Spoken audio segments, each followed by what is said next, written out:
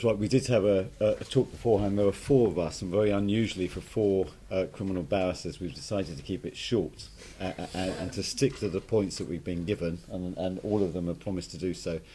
I'm Stephen Vullo. I'm head of pupillage at 2 Bedford Row. I do heavy criminal cases, terrorism and murder and things like that. And I've seen at least two of my colleagues here in court before, but we have someone from outside London, which is a nice thing for us to have. And I've seen some stands actually for chambers outside London. Apparently, outside London is a place that does exist. So I'm told. And Dan's going to tell you a little bit about practising outside London. So that's going to be his remit. Alex, closer to my left here, from Goldsmith Chambers, he's going to give you potential downsides to the criminal bar and joining the criminal bar. It's a very short list as far as I'm concerned. Sam, to my right, is going to give you the plus side. He'll be talking for ages about the criminal bar, and believe me, he will go on and but he's got lots to talk about as far as that's concerned. And I'm going to start off by talking about equal opportunities and diversity at the bar, because it's a question that we often get asked in terms of interviews and pupillage. Do you have to be a white man that went to Oxbridge? Well, the answer is yes. No, the answer is absolutely not. But I do want to actually tell you about an experience that I had in the last 5 or 6 weeks, which really shocks me. And so I'm going to tell you what it was, and I know it will go out on YouTube, and I hope it's going to correct what is a total misconception, certainly of my chambers. I'm quite sure, actually, of at least 95% of the criminal chambers in the country.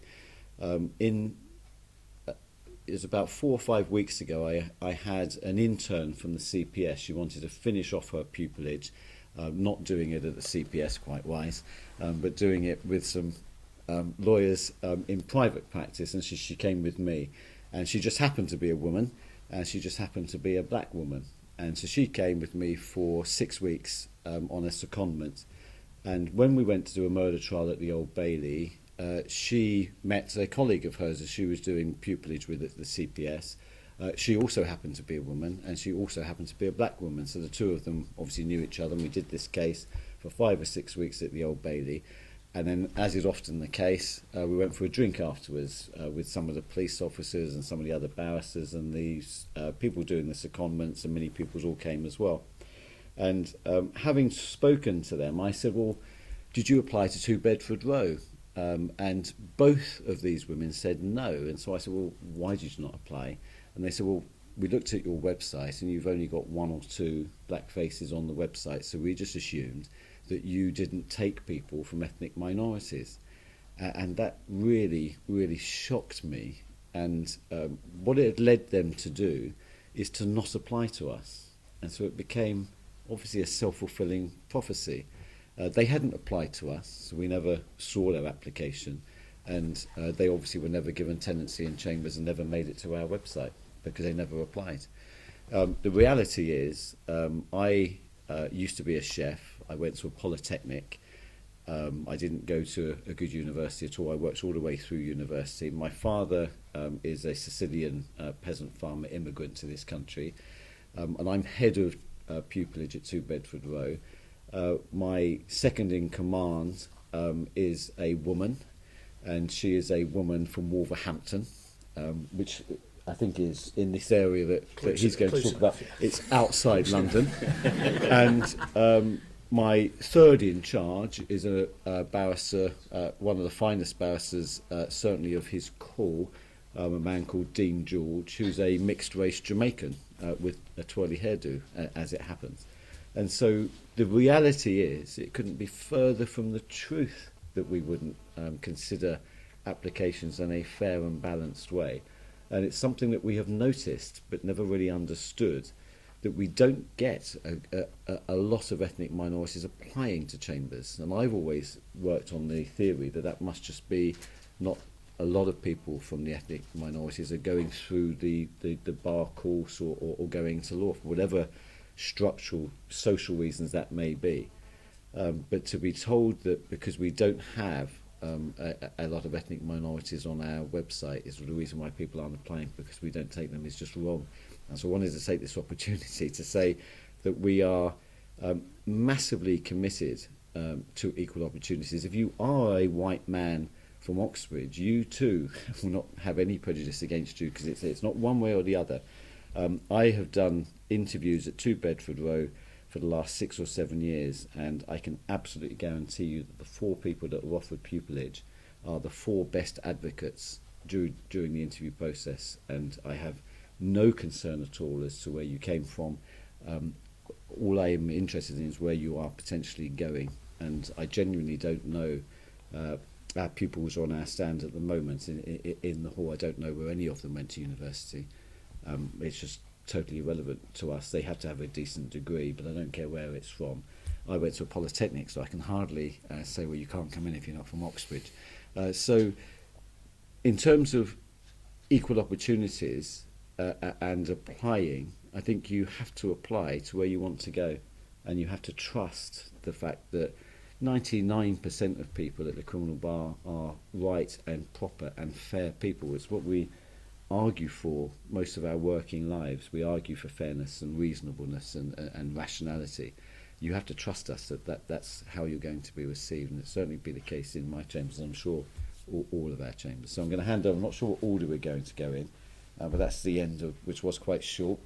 Should we go to negatives? Let's do negatives first. Get them out of the way. I'm going to talk to you about negatives, because it's important that you go into a life at the criminal bar with your eyes open. And this isn't intended to put you off, because Sam is going to talk about positives at the criminal bar, and it is a fabulous career. You'll have different things every day. You'll never get bored. And it can be the best job in the world when you cross-examine somebody and it goes perfectly, you get a closing speech that's bang on.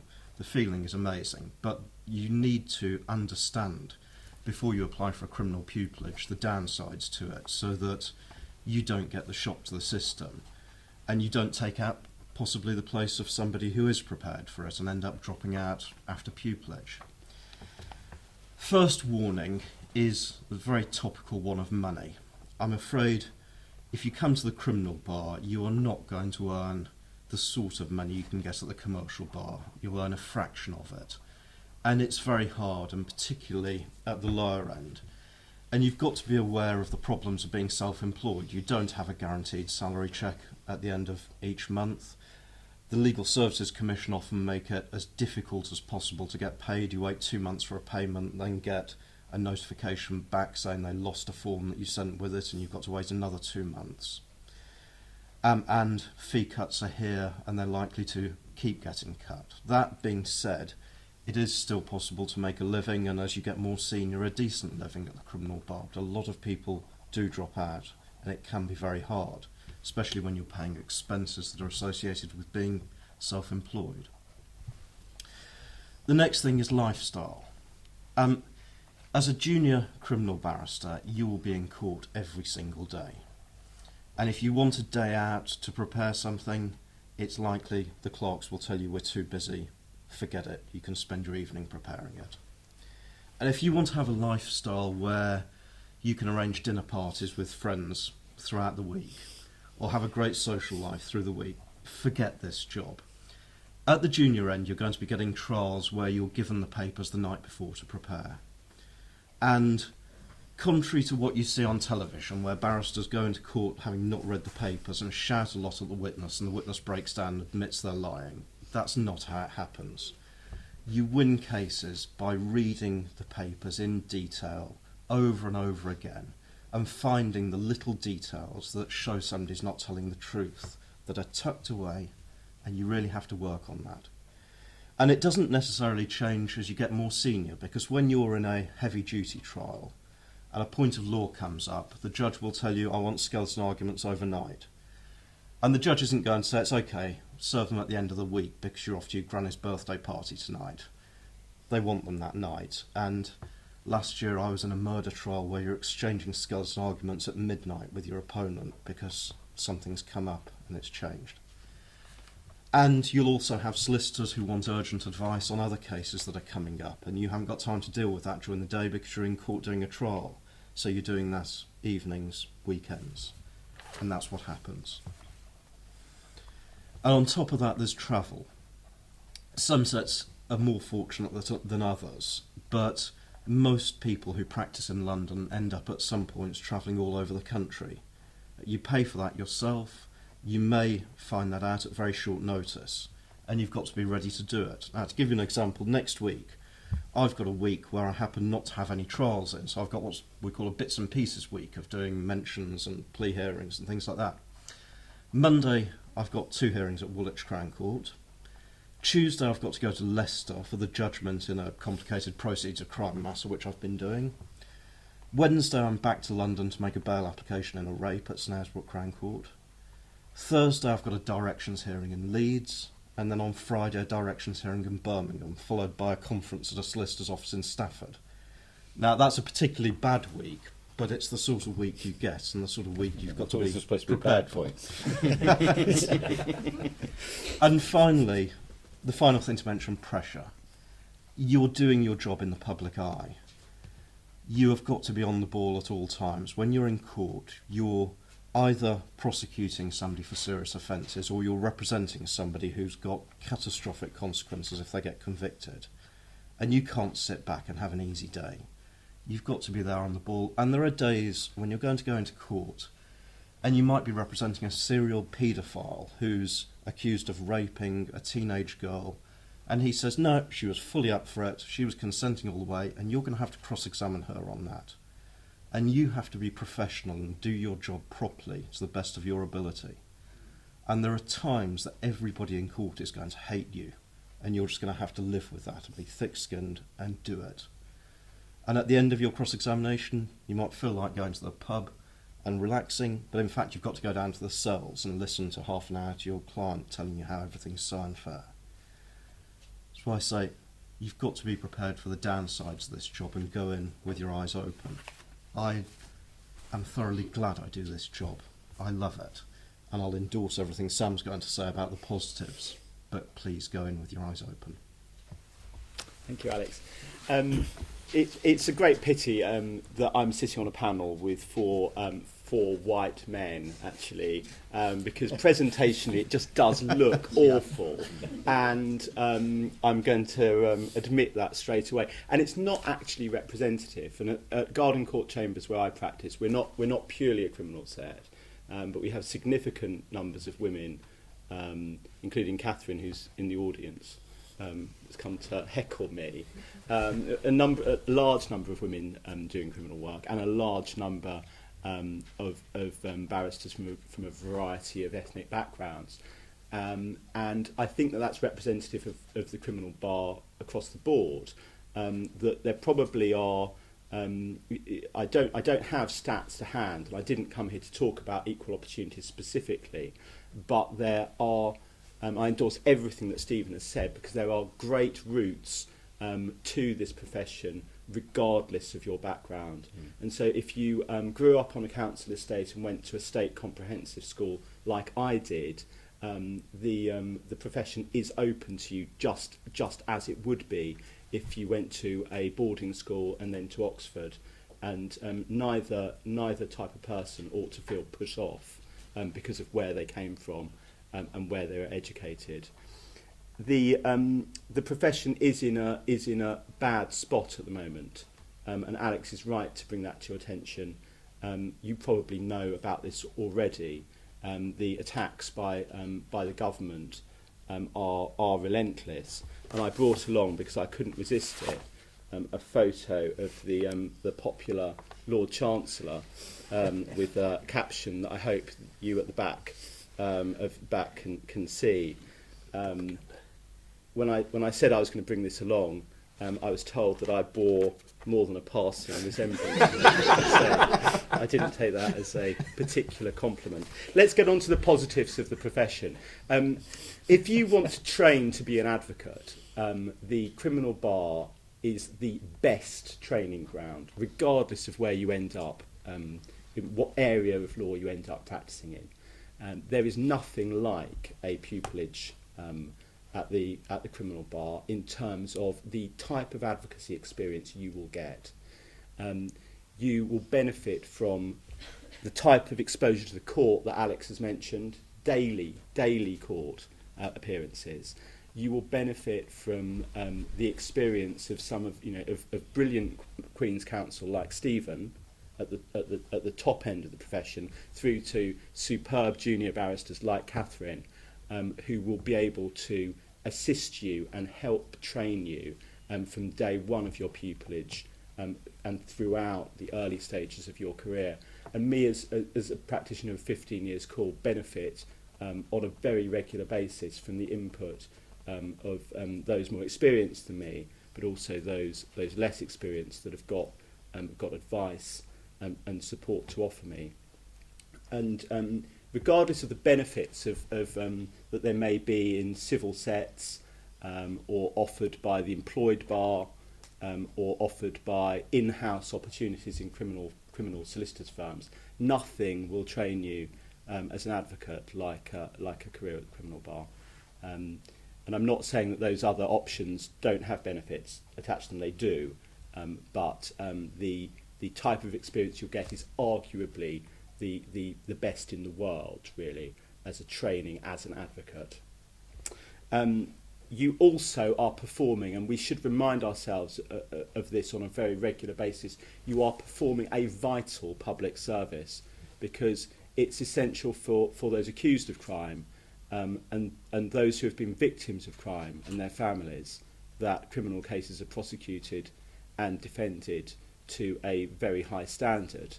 And it's also important to remember that a case might not sound very important at the moment, at the moment you receive your papers, but every case, be it a shoplifting case or a bar brawl in the magistrates' court, through to the types of work that Stephen does, terror and murder cases, all of those cases are very important to someone, whether they're the person in the dock or the person who's on the receiving blow of the punch, or the families of the deceased in a murder trial. You are dealing with matters of great importance to somebody. The criminal bar also opens doors in a variety of directions, and a pupillage at a criminal set does not mean you are only able to be a criminal barrister and that's all you'll ever be able to do. Sets like mine offer a lot of opportunities in crossover work. Some of our criminal barristers are away on the Hillsborough inquest at the moment and have been for the last year. The opportunity to do public law, actions against the police, or any other area where your advocacy skills will be valued can become open to you.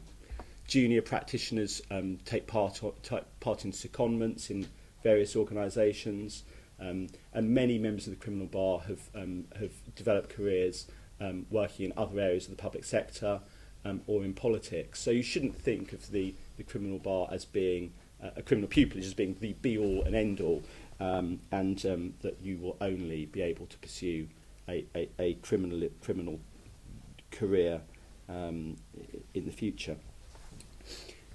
This type of work also has more variety than almost any other area of practice, and we've mentioned a few of the examples already, but criminal practitioners specialise in fraud work, which is completely different in terms of the way it's litigated to homicide and terror work. Other practitioners deal with large amounts of sexual offences or offences committed against children. The ability to be able to prepare a serious fraud trial 1 month and then to cross-examine a child aged 4, 5 or 6 following month it indicates the type of variety of work that there is out there. And there are very few practitioners who only deal with one area. And so as a relatively experienced practitioner, you will be dealing with fraud work, and you will be dealing with sex work, and you will be dealing with homicide. And all of those areas encourage you to develop and improve your skills as an advocate. just as an example, I think about 7 to 8 years into the last Labour government, there was a statistic that that government had introduced a new criminal offence for every day that it had been in power. Now, I don't know whether that remained true at the end of that administration, but that indicates how criminal law changes and evolves on an almost daily basis. I think there's some wonderful positives about a career, about the career we do. It's fascinating, and as an example of the interrelationship between academic rigour and human interaction and real life, there is no other area of the law that competes. I'd never encourage somebody who had grave reservations about this career to do it, but if you are up for it, it is doable, and you shouldn't be put off giving it a good go. I never thought that I'd hear such an impassioned defence of the criminal bar by Chris Grayling, but I'm delighted. Sorry. He's doing lookalike work. Bookable for lookalikes. I'd like to echo the comments. It was quite inspiring, actually, listening to the three gentlemen who've just spoken. It's reminded me why I've gone to the criminal bar. It's really been quite inspiring listening to what you guys have said. To echo Stephen's comments, I come from a place called Blackpool, believe it or not, very glamorous seaside town on the Fylde coast. And I went to a normal school. I went to the illustrious institution of Blackpool Sixth Form College, and I went to a state school before then, and I got a 2-2 from my university. I went to Nottingham, which is quite a good university, but I got a 2-2. So I had to go and get a master's to convince everyone that I actually was intelligent and actually knew what I was talking about. So there are, in terms of criminal law, there's real sort of roundabout ways of getting there. Mm-hmm. My chambers in particular, rather unusually, we've chosen a pupil last year who came straight from bar school. That's not to say that we don't always take people straight from bar school. A lot of the pupils we've taken on recently have had academic careers or people who are in their 30s. So it's horses for courses. It's not closed. It's open to everybody. As a statistic, I don't have quite the stats that Alex has, but in terms of my own chambers up in Manchester, out of the last 8 pupils, 7 were women, which is something we're quite proud of. And it's also indicative of the fact that women are much better at this job probably than men are. I'm quite happy to say that. But we have 7 women out of the last 8 pupils. In terms of the north, obviously it's a bit colder. When I came down here today... That's why he's in his shirt. Yeah. I feel like I'm on holiday. When I came down here today, I just thought it's so warm. But it's you don't have to be a northerner to practice in Manchester. You don't have to be a Geordie to practice in Newcastle. Quite frankly, when we're looking at pupils, we don't really care whether they've got a link with Manchester or not. I think a lot of provincial sets do. I've used the word that I said I wouldn't use, provincial sets. I didn't use it. Outside London chambers, a lot of them sort of want to see a link with Nottingham or Wolverhampton or wherever it may be. We don't really see that as important. It's about showing commitment. And my view is that this job is such a good job, and if you're really up for it and really committed, then you'll go and do it anywhere. I suppose the benefits, I can sort of use Manchester as an example. I think a lot of the law is obviously centred in London. A lot of commercial work is centred in London, but obviously criminal offences are committed up and down the country. There's punch-ups in Burnley as well. And so the reality is, in Manchester, it's becoming quite a large legal centre. We see a lot of London Council coming up and doing work in the GMC, the General Medical Council. Now, my chambers is a predominantly criminal set, but the great thing that criminal law lends it to, and jury advocacy lends itself to, as Alex said, is a lot of different disciplines. There's professional disciplinary work, police discipline work, dental discipline work, and GMC work. And you may not know where Manchester is, but the GMC is centred in Manchester, and that's where all the hearings are. We also have the biggest civil justice centre, I think, in the country, and I think even Freshfields, a sort of very large faceless law firm, are actually moving their offices, or some of them, up to Manchester because it's cheaper. It's just cheaper to live up north. So that's a very big positive.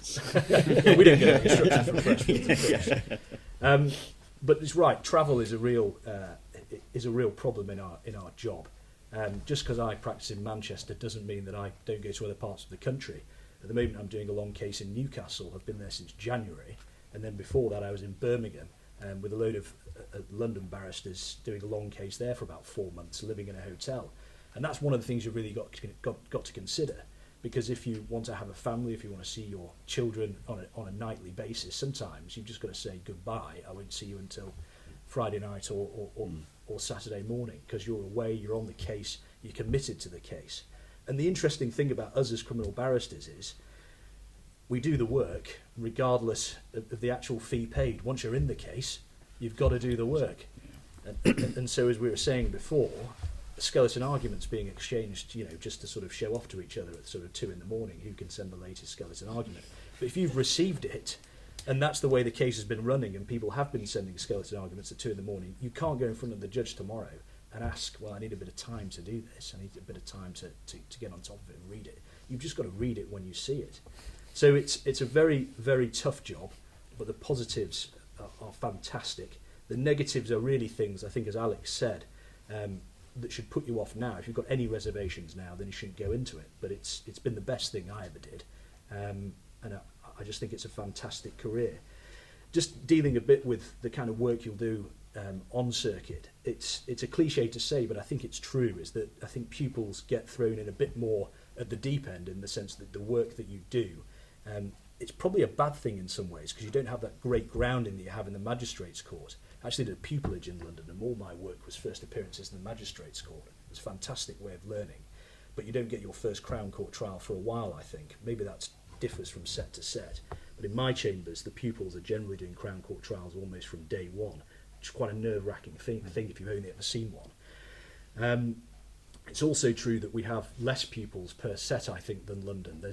It doesn't have that element of the sort of competition that's going on, but also on the other side of the coin, you don't have the sort of camaraderie amongst a large number of pupils, which can really which can really exist down in London.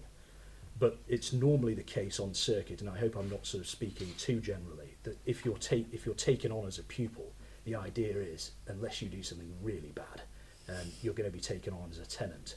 And so that's probably a really big difference. But I can really recommend the work on circuit.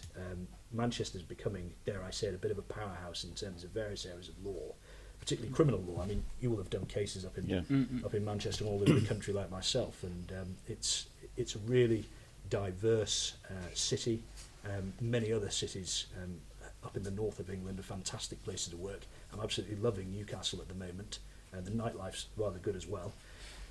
But I can really recommend a practice on circuit. There are fantastic people on circuit, and the sort of just the camaraderie on circuit is fantastic. Everyone gets to know each other very well, which is good, because if someone's a bit sharp, you know that they're sharp. But if someone's very, very good, word gets around, and you get to build a very good name for yourself very quickly.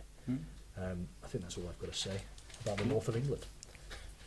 Nothing more could be said. So you go from a range of experiences and different parts of the country as well. We've got time for 2 questions, I think, so who'd like to ask the first question?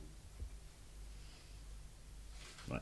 Right at the back there, in the back row. I'd just be interested for each of the panelists to say a bit about what specifically you look for in the application form. Did you have a question? What do you look for in an application form? Stephen, do you want to start? Yeah. You're head of I think application forms, to be honest, are quite difficult, because they, when you go through the system, they're all set out in the same way, and it's quite difficult to stand out. I look for mini pupillage potentially in chambers, or certainly in chambers doing criminal law, because if somebody says they want to go to the criminal bar, I'd look in the year or 2 before they've applied to see what it was that they've been doing. But it is very difficult. The other thing that stands out for me is any form of advocacy that people have done, and I don't necessarily mean in a strict legal sense. It can be anything, any form of public speaking, including even work which involves interacting with the public, and how that has increased your ability to speak, for example, in public. So advocacy and track record in terms of wanting to go to the criminal bar, and in particularly maybe the chambers that I'm in. But it is difficult on a form. That's just the way it is. I think the problem is you see so many forms that are very similar. Certainly something to indicate that you've got ability in public speaking is very important if you're looking for a criminal pupillage. I'd say just something that stands out from the crowd in terms of your commitment to criminal law, something that you've done which really shows that you understand criminal law, you know what you're going in for, and you've got an interest in it. I think if you've done something that can demonstrate a commitment to the rights of vulnerable people, or to access to justice for vulnerable people or groups, then that can be something that is very impressive. And so if you manage to have the time during your studies to volunteer with an organisation, and again, it doesn't have to be it doesn't have to be prescriptive, and it doesn't have to be necessarily terribly legal, but a campaign group, or a charity, or Citizens Advice Bureau, or a law centre, or something which shows that you've got a commitment to the law and also a commitment to vulnerable people, that will also tend to demonstrate that you're starting to develop advocacy skills and skills in terms of dealing with the public. And so that can be an impressive addition to any application. Excellent. Good answers there. One more question. I think we've got time for. You've totally satisfied them all. It was, yeah. Yes. Yes. What advice would you give to someone in preparation for a pupillage interview, specifically criminal law? I think you can do much more in the interview stage than you can on paper. When I answered your question, it's quite difficult on paper to stand out. But once you get to walk into the room, all that I'm looking for is the ability to stand up and speak in an organised, persuasive manner. That's it. And now that sounds very simple, but it's also quite difficult as well. One of the tips that I tend to give people, well, there are two tips I think that you can take on board for how to prepare for a criminal interview where you're bound to be asked to do a piece of advocacy. The first is to do some advocacy in whatever shape or form. If you know you're going to have to deliver a talk, a 2-minute talk on a topic, which is often something that people ask you to do, don't make the first 2-minute talk you've ever delivered be in the interview room. Because the amount of people that walk in, and we will say to them, you will be docked marks for going over 2 minutes, and we have a clock in front of us. And sometimes it's like a comedy. It's like 9 minutes, 10 minutes. It's like, oh my God, this person's got no idea. But they've been talking and talking and talking. When you're told to talk for 2 minutes, talk for 2 minutes. When you're told to make 3 points in favour, don't make 4 points against. It's amazing, but people do it all of the time. So read the instructions and practice what it is you're actually going to do, even if that means getting some of your mates to come around, sitting them in your front room and say, I'm going to give you a talk for 2 minutes. They'll all laugh at you. They're going to be a tough audience, but do it 10, 15, 20 times in front of them, and then you have more experience. Second, I do the advocacy training in chambers, and I said this in the room next door in another talk, but it's a trick that works every single time. So I may as well tell you now, and I won't have to tell you when you start pupillage. In the first advocacy session that we do, I ask the people to stand up and to make a submission about something. It doesn't matter what it is.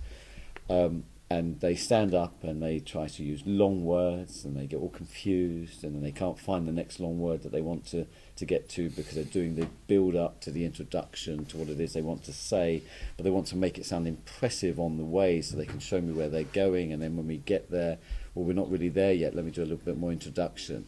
And so I say, look, just sit down. And as soon as they sit down, I say, tell me what you're trying to say. And they say, well, I think this client should get bail because he has no previous convictions and his mother's willing to stand surety for him. And that's the submission. And so I ask them to stand up, say, now, just do that. And then they do it again. They go off onto a tangent. They say, no, sit down.